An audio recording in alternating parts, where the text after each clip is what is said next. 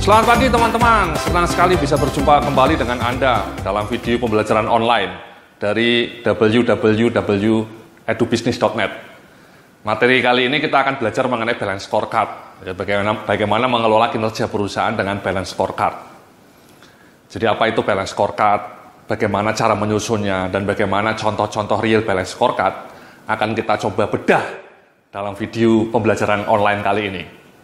Masih bersama dengan saya ya, Yudhya Antariksa. Jadi langsung saja mari coba kita lihat ya agenda training online kita ini ya. Jadi seperti yang Anda lihat di dalam slide di depan Anda ini ada 4 tema pokok yang akan kita bicarakan ya. Jadi yang pertama nanti saya akan memberikan framework mengenai corporate performance management ya. Bagaimana kemudian balance scorecard itu ada dalam konteks manajemen kinerja perusahaan. Kemudian yang kedua kita akan bicara mengenai bagaimana mengelola kinerja perusahaan corporate performance management dengan balance scorecard, ya, dengan pendekatan balance scorecard. Dan kemudian yang ketiga kita akan bicara mengenai bagaimana menyusun KPI. Jadi dalam langkah pertama kita akan menyusun sasaran strategis based on balance scorecard, Mas, ya, Mbak-mbak ya, Bapak, Ibu-ibu. Kita akan berikan contoh bagaimana mendefine strategi berdasarkan balance scorecard. Nah setelah itu tentu kita juga akan mencoba menggali key performance indicators yang relevan, yang measurable untuk masing-masing sasaran strategis dalam payung balance scorecard itu. Dan kemudian yang terakhir kita juga akan bicara mengenai bagaimana cara menurunkan atau cascading balance scorecard dari level korporat ke level divisi atau ke level departemen.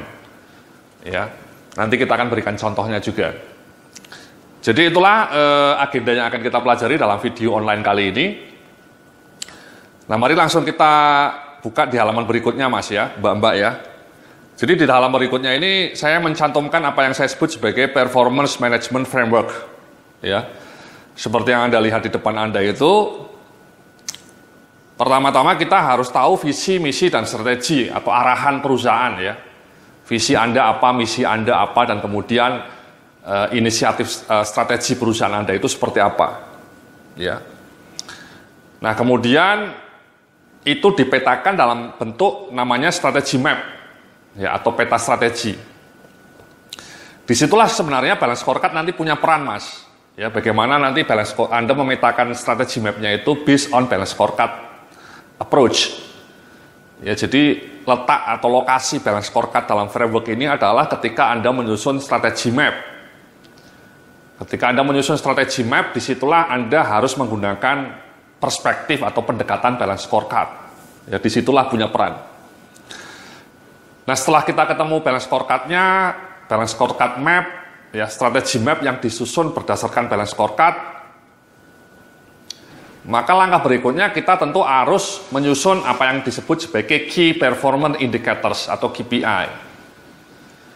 Jadi sebenarnya KPI ini jantung dari balance scorecard, Mas. Ya, jadi balance scorecard sama KPI itu sebenarnya dua hal yang saling melengkapi. Balance scorecard mencoba merumuskan sasaran strategisnya, kemudian sasaran strategis itu diterjemahkan menjadi serangkaian KPI. Jadi balance scorecard itu sama KPI saling melengkapi, bukan saling bersaing ya, saling melengkapi. Jadi kita mencoba memetakan KPI-nya berdasarkan sasaran-sasaran strategis yang sudah dipetakan dalam balance scorecard. Ya. Kita nanti mengidentifikasinya, ya, mengidentifikasi KPI yang relevan, mendefinisikan KPI yang relevan, kemudian cara mengukurnya. Ya, ini yang seringkali menyebabkan kegagalan proses balance scorecard itu adalah Anda sudah menemukan KPI-nya bagus, definisinya lengkap, tapi kemudian Anda tidak punya cara untuk mengukur KPI itu. Ya, itu yang seringkali menghambat. Contohnya misalnya begini, Mas, dalam salah satu sasaran strategis balance scorecard Anda, sasaran strategisnya misalnya meningkatkan kepuasan pelanggan. KPI-nya kemudian ditetapkan skor kepuasan pelanggan. Targetnya misalnya 8. Dari skala 1 sampai 10 targetnya kepuasan pelanggannya 8. Itu terukur, Mas, ya. KPI yang terukur, yang powerful untuk melacak ekspektasi pelanggan. Nah, cuman kadang-kadang kemudian perusahaan tidak tahu cara mengukurnya, tidak bisa melakukan survei kepuasan pelanggan itu, atau mereka tidak punya biaya untuk melakukan survei kepuasan pelanggan. Sehingga kita tidak bisa melacak ya bagaimana skor kepuasan pelanggan kita. Nah, itu yang sering terjadi dalam kasus penerapan balance scorecard. Kenapa penerapan balance scorecard menjadi termehek-mehek, ya, tersendat-sendat? Karena Anda tidak tahu cara mengukur KPI-nya. Ya, tidak tahu cara mengukur KPI yang sudah ditetapkan dalam balance scorecard itu. Ya, itu kunci itu, Mas. Jadi main sering. Dan kemudian monitoring, dimonitorlah tiap bulan. Ya, KPI itu balance scorecard-nya sudah ditentukan, KPI-nya sudah ditentukan, targetnya sudah didefine. Ya kalau bisa tiap bulan dilacak. Ini juga yang kadang-kadang menyebabkan kegagalan balance scorecard. Kenapa? Karena Anda tidak tekun melacak angka-angka realisasi KPI itu tiap bulan. Ya. Kenapa itu penting? Karena sebenarnya itulah jantung dari pengelolaan kinerja. Anda tahu KPI-nya, Anda tahu targetnya, Anda tahu tren pencapaiannya tiap bulan. Dan kemudian dalam tiap bulan itulah direview, dievaluasi, dan kalau perlu dilakukan corrective action. Itu kunci dari jantung balance scorecard ya di situ, Mas. Nah, seringkali Anda tidak tahu cara melacak realisasi KPI-nya, tidak tekun melakukan monitoring tiap bulan, dan kemudian tidak pernah melakukan corrective action. Ya, jadi bisnis Anda dibiarkan menggelinding gitu ya. Tidak ada terobosan-terobosan yang powerful. Sehingga ya kinerjanya menjadi termehek-mehek ya, dan kemudian yang disalahkan balance scorecard-nya. Itu seperti mengatakan buruk rupa cermin dibelah ya, tidak seperti itu, Mas. Jadi yang terakhir kemudian reporting. Ya, jadi itulah framework ya. Jadi framework lah dari balance scorecard ya. Jadi Anda punya strategi map-nya based on balance scorecard dan kemudian di-define KPI-nya yang relevan.